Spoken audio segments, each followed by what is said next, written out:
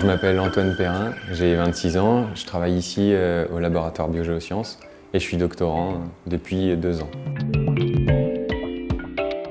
J'ai fait une licence en écologie ici à Dijon et j'ai enchaîné sur un master en écologie et en évolution. Donc pour aller en thèse, il a fallu que je passe un concours. Donc je suis passé par une école doctorale qui finance l'ensemble de ma thèse.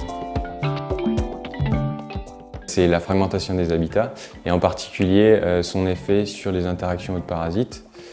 Donc dans les territoires d'outre-mer et sur les oiseaux. Je m'intéresse à tout type de parasites, ectoparasites comme les tiques, les acariens du plumage, endoparasites, les parasites sanguins.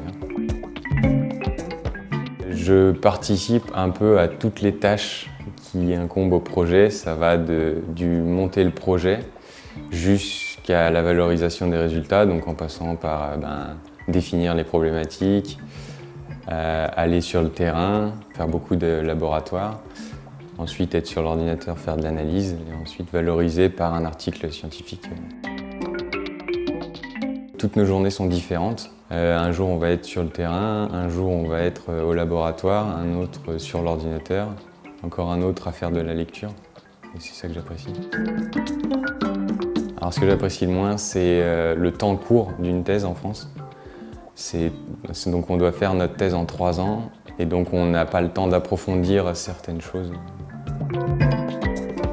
Je pense que les qualités pour être doctorant, c'est d'abord avoir un esprit critique sur tout ce qu'on fait, aimer réfléchir parce que c'est quand même un des seuls domaines où on est payé pour réfléchir. Et oui, être très rigoureux dans ce qu'on fait et être intéressé par ce qu'on fait. Alors moi, ce que je voulais faire, c'était pas du tout de la recherche à la base, mais c'est en allant en licence, en faisant des cours, en me rendant compte que j'aimais ça, j'ai continué sur un master. Et plus les années allaient, plus je trouvais ce qu'on faisait intéressant. Et donc forcément, naturellement, ce qui vient après le master, c'est la thèse. Alors après ma thèse, j'aimerais déjà faire des postdoctorats à l'étranger, parce que c'est ce qu'il faut faire après une thèse pour pouvoir décrocher un boulot derrière. Et ensuite, essayer de postuler sur des postes dans des laboratoires comme chargé de recherche.